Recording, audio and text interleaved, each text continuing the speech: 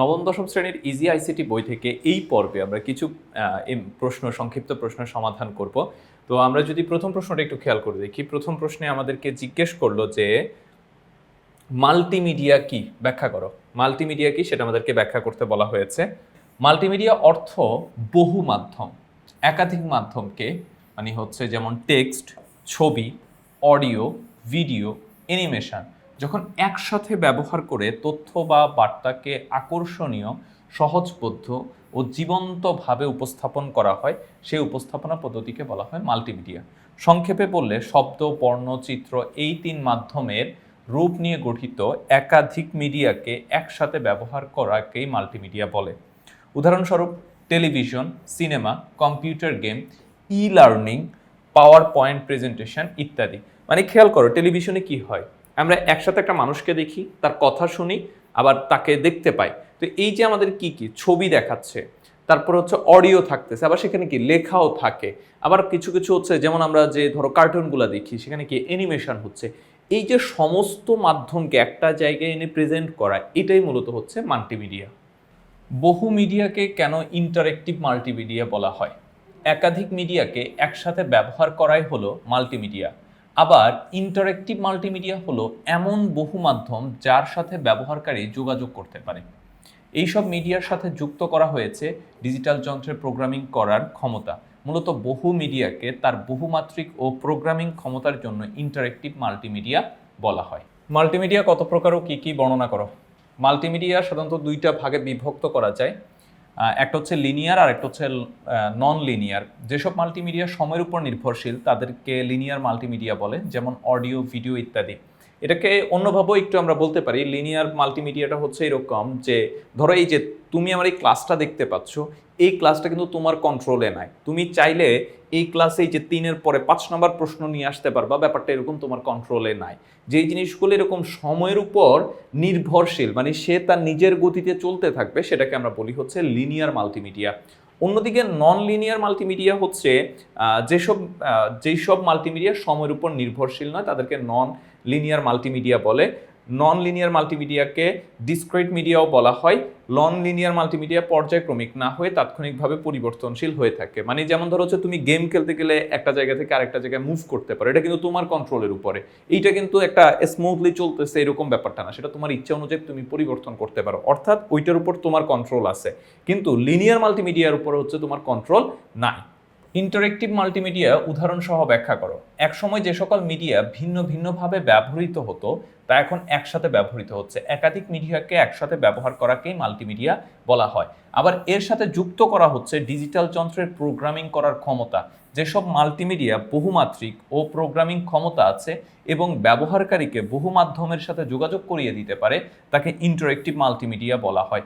Video game, শিক্ষামূলক software, website ইত্যাদি interactive মাল্টিমিডিয়ার উদাহরণ।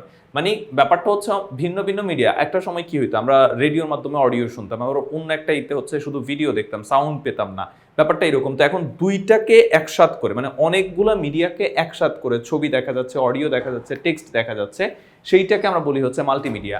আর মাল্টিমিডিয়ার সাথে যখন প্রোগ্রামিং করার ক্ষমতাকে অ্যাড করা হয়েছে তখন সেটাকে আমরা বলি হচ্ছে ইন্টারেক্টিভ মাল্টিমিডিয়া। রেডিওকে মাল্টিমিডিয়া বলা হয় না কেন? কোনো একটি কর্মকাণ্ডে কমপক্ষে 3টি মাধ্যম, কি কি? শব্দ, বর্ণ এবং চিত্র একসাথে ব্যবহৃত হলে তাকে মাল্টিমিডিয়া বলা হবে। এখন আমরা রেডিওতে শব্দ শুনি, কিন্তু আমরা কোনো কি হেডলাইন দেখতে পাই, কোনো লেখা দেখতে পাই, অথবা কোনো চিত্র কি দেখতে পাই? যেহেতু রেডিওতে শুধু শব্দ শোনা যায় কিন্তু বর্ণ এবং চিত্র থাকে না, অনুপস্থিত, এই জন্য এটাকে আমরা মাল্টিমিডিয়া বলতে পারি না। মাল্টিমিডিয়ার বিষয়বস্তুর ধরন ও পরিচালনা করার ইলেকট্রনিক যন্ত্রকেও মাল্টিমিডিয়া নামে চিহ্নিত করা হয়, যেমন টেলিভিশন, সিনেমা ইত্যাদি। কিন্তু রেডিও হতে শুধুমাত্র অডিও বা শব্দই ব্যবহৃত হয়, এতে কোনো ভিজুয়াল উপাদান যেমন ছবি বা ভিডিও থাকে না, তাই রেডিও একক মাধ্যম হিসেবে বিবেচনা হওয়ায় একে মাল্টিমিডিয়া বলা যায় না। মাল্টিমিডিয়া মানে হচ্ছে আমার সমস্ত কিছু থাকবে, মানে অনেকগুলো মিডিয়া থাকবে, মানে শব্দ একটা মিডিয়া, চিত্র একটা মিডিয়া, লেখা টেক্সট একটা মিডিয়া। এই সমস্ত মিডিয়া যখন একসাথে থাকে তখন সেটাকে আমরা বলি হচ্ছে মাল্টিমিডিয়া। কিন্তু রেডিওতে শুধু আমরা অডিও শুনতে পাই, তাই এটা মাল্টিমিডিয়া নয়। ভিডিও গেমস একটি ইন্টারেক্টিভ মাল্টিমিডিয়া।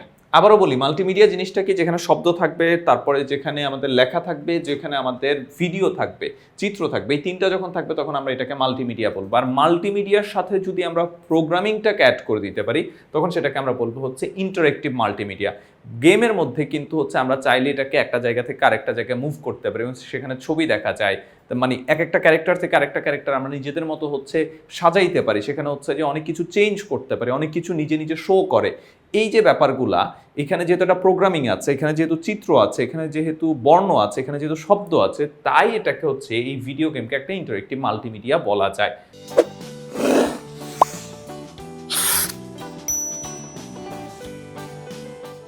যে সকল মাল্টিমিডিয়া বহুমাত্রিক ও প্রোগ্রামিং ক্ষমতার পাশাপাশি ব্যবহারকারীকে বহু মাধ্যমের সাথে যোগাযোগ করাতে পারে তাকে ইন্টারেক্টিভ মাল্টিমিডিয়া বলে। ভিডিও গেমসে একাধিক ধরনের মিডিয়া একত্রিত হয়। বর্তমানে ভিডিও গেমস সরাসরি অংশগ্রহণের মাধ্যমে গেমের পরিবেশের সাথে যোগাযোগ, গেমের চরিত্রকে নিয়ন্ত্রণ এবং ঘটনা প্রবাহকে প্রবাহিত করা সম্ভব। এই সকল কারণে ভিডিও গেমস একটি ইন্টারেক্টিভ মাল্টিমিডিয়া।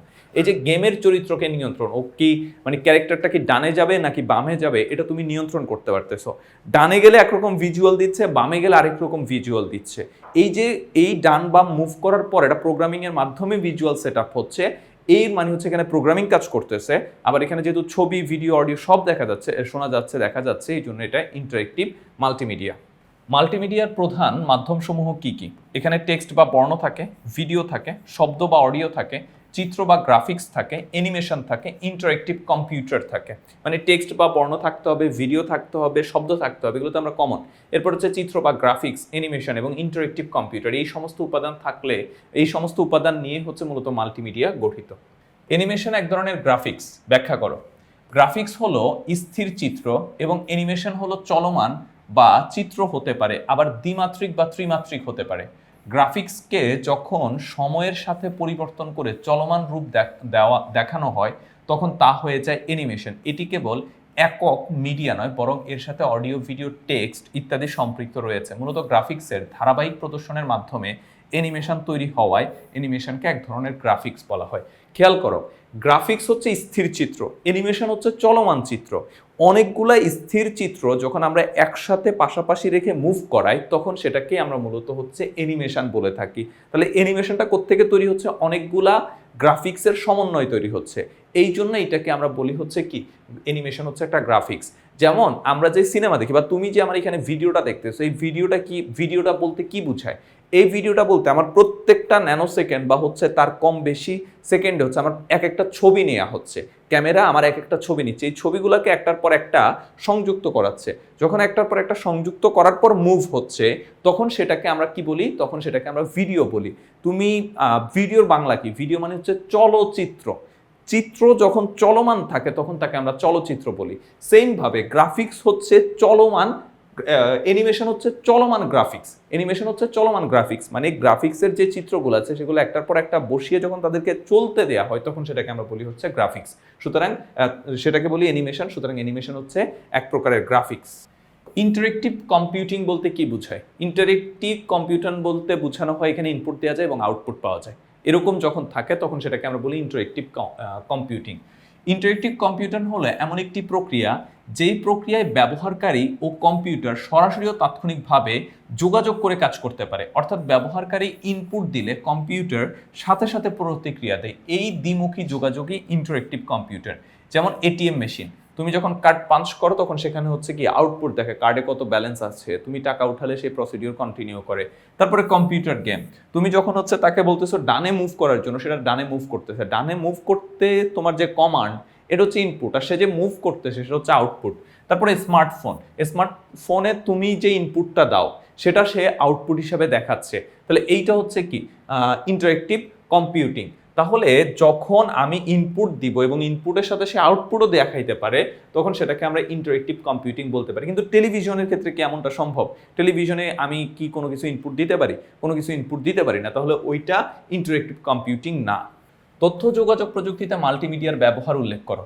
এইটা তো অনেক ব্যবহার আমরা লিখতে পারি। তারপরে এখানে অল্প কিছু ব্যবহার আমরা লিখলাম যে বিনোদনের অধিকাংশ ক্ষেত্র মাল্টিমিডিয়া ব্যবহার করা হয়, যেমন হচ্ছে সিনেমা বা নাটক অথবা গেমস, যাই বলি, এগুলো কি বিনোদনের এক একটা মাধ্যম। তো এইটা কিভাবে ব্যবহার করা হয়? মাল্টিমিডিয়ার মাধ্যমে।